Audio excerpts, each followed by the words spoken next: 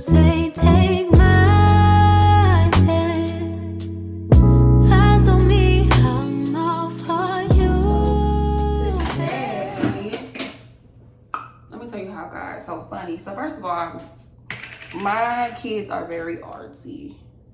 And my oldest was talking to someone at church about how she wanted to act, and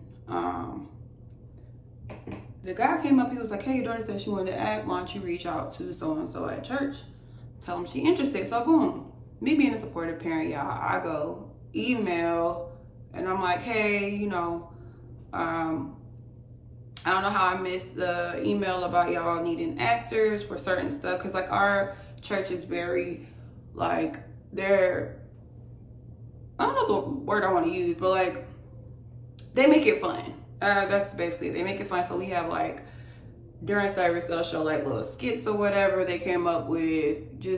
Our church is really fun. So I was like, I don't know how I missed it, but you know, I have a daughter that wants to act, and I don't know the process, but like I can bring her to try out if she needs to do that, right?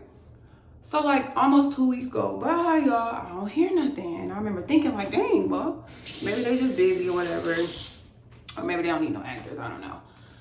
So yesterday I get a message and they're like, hey, can you come on Saturday? We're recording this little skit for this series that Pastor Lee's basically working on. And I'm like, Lord, I wasn't asking. Now listen, if God tell me to do something, I'm gonna do it. But I was not asking on behalf of myself. I was asking so my daughter could do this. Like, you know what's so funny, y'all? I used to think I wanted to act, and I really don't want to do it. Like, I don't want to do it. It's a lot of like pressure, and like, that's not how I want to live my life. I don't like stress like that, and I feel like acting and having to be there and to audition. Child, I don't want to do all that. So, you know, I have a passion for acting. So it's not something I want to do, but I will do it for the Lord.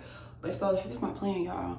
I'm gonna get there. I said, let me get dressed and look, just in case they be like, no, we want you to do it.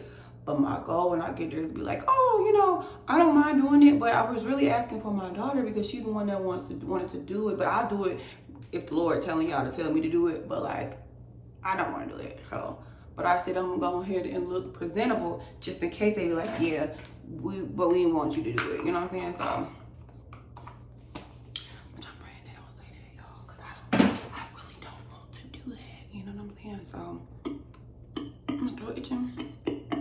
Excuse me, yeah, I'm so sorry. But yes, I really don't want to do that. So here we are. I gotta go and like, I don't know how to watch in like 10 minutes or something like that. So yes, I'm gonna wrap up this little makeup, this little light makeup, this little beat, and get on the road. See y'all in a little bit. All right, y'all, this is the finished little light, little something. I try not to do too much. This is for church, so. You know what I'm saying? Just a little something. Just a little light. You can't see. Why am I acting like I'm tall, baby? I'm not tall.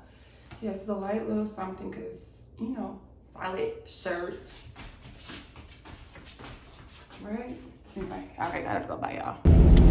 All right, y'all, we in the car heading to church. Praying my plan works, y'all. But I can push Sapphire up to do this, so y'all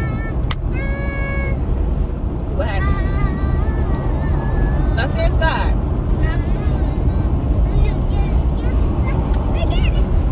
Like, what's up? Alright, y'all, bye. Y'all, we're here. So I thought I had worked it out, but no, I did not. So I'm doing it for the Lord. Nasir, say hi. We're just chilling and waiting, y'all. We'll be back. Alright, y'all. So I didn't get no footage of me and Sapphire. Yeah, and I say me and Sapphire because like I said, we both ended up having to do it. And I said, I'll do it for the Lord. Faith ain't no actress, but I'll do it for the Lord. You feel me? Only for my Lord and Savior, Jesus Christ. He the only reason I did it. So yes, y'all, I didn't get any footage, and we did about 6 or 7 takes for in the right somewhere because I kept messing up. Right? They was like, "Oh, you too close to the camera. Oh, lean back a little bit. Don't say what. Don't look." I said, "This is why I don't like. This is why I remember not liking acting because it's too much. It was fun because the people that was there was fun, but I was like, see, I'm starting to get mad because I keep messing up, and this is why I didn't want to do this. But it ended up going very well. We had fun. I got to support my baby because she the one that want to be a superstar. Okay. I just here for the Lord. So I supported my baby, and she had a good time. And now we're going back towards the house, and then I have to go back on that side where our church is because one of my church members just wrote a book, and she's doing a book launch today, and I'm gonna go see her and support her. But I need a nap. I'm sleepy. All right. So yeah, once I get my nap, I'm gonna get back on here. And I gotta stop by the beauty supply store and get some lashes because I know I'm gonna want to take pictures, and I look like a bald, naked mole rat right now. So anyway, I'll see y'all in a little bit after my nap, y'all. All right, bye. All right, y'all. I'm on the way to this book signing. You guys see my outfit? Can y'all see it? Okay, I don't know if y'all can see the outfit. It's giving real classy, real cute. Okay, period. No, it's so frustrating. Like, what in Atlanta should be a 23-minute drive? Like, it's telling me I'll be there at 3:35 and the event starts at 3. I'm just like, it should be a 23-minute drive, but you gotta add like 3 times what it should be to your travel time, and even then it still don't come out right. So you know, that's what I don't like about Atlanta, and I need to just go ahead and get my mind wrapped around the fact I need to just move on the outskirts or something, or move completely about this state. But just so frustrating, seriously. Like, it just aggravates me to no end. And then the people can't drive on top of that, so that's a whole nother ball game. Whole nother ball game, y'all. So yes, I'll be there in approximately 50 minutes. Whatever.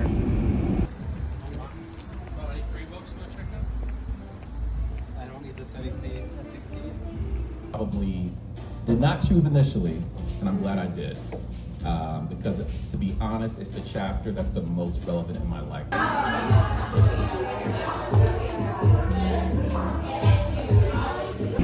Oh yeah, so I'm just now leaving Ebony's book launch, and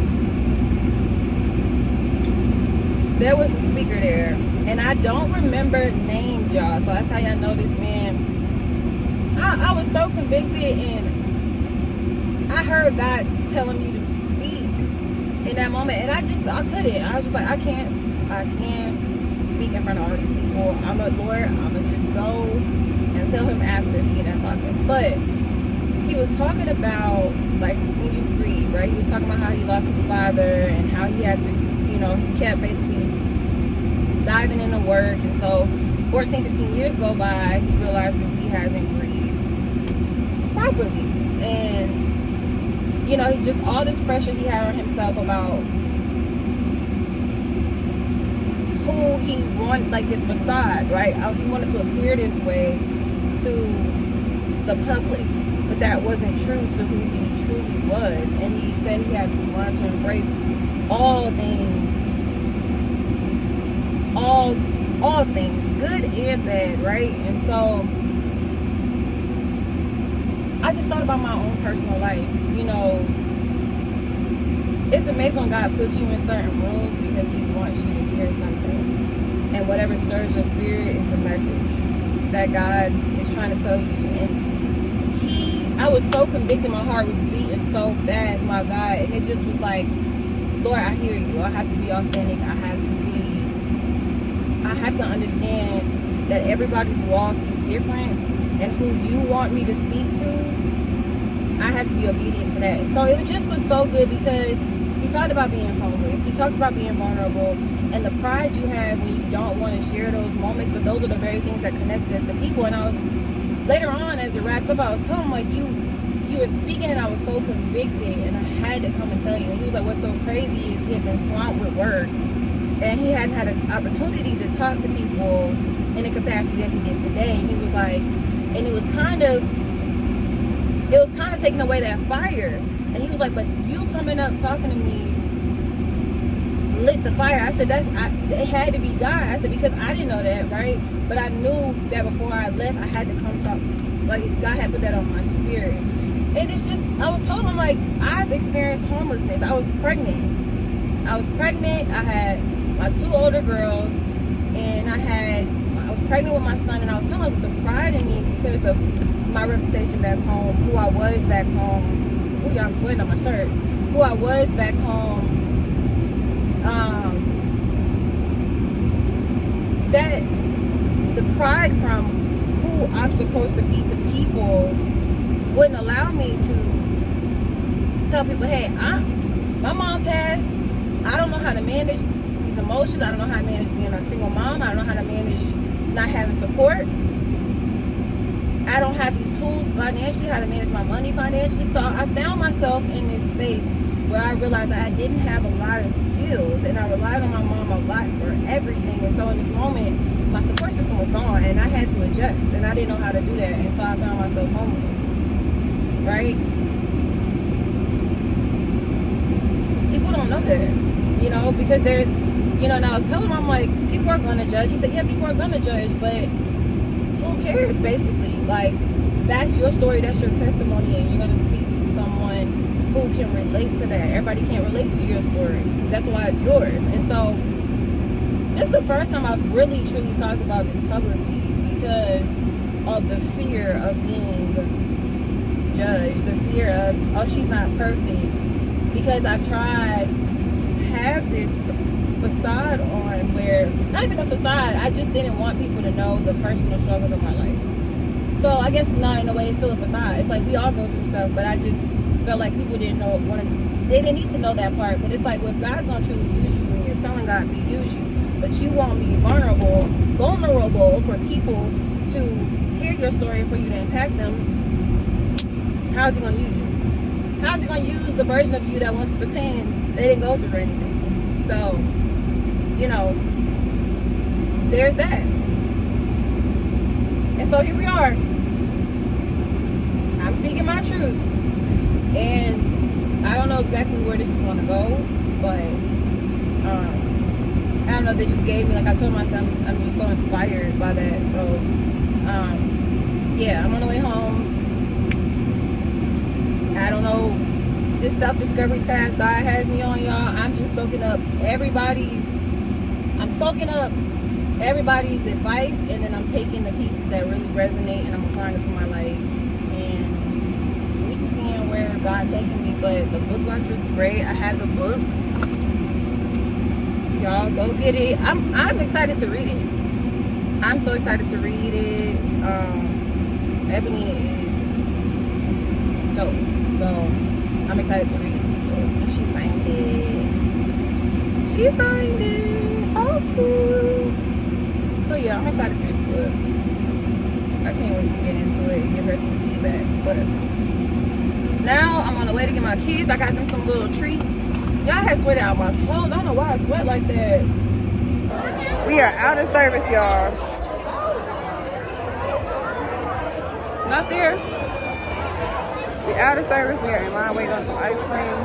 Then we walk to the house. It's so hot. So hot. I'm not scared. Come here. Watch out. She's about to bump to the little girl.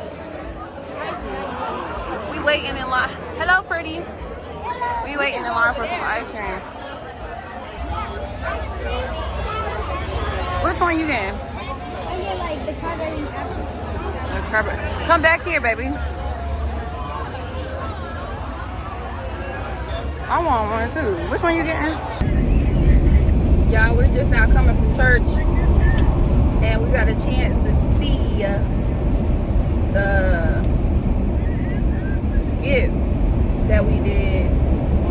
yesterday. I gotta take a look. I gotta see it. Somewhere over here. She's like, I see her side today. But yes, I'm about to show y'all a clip right now.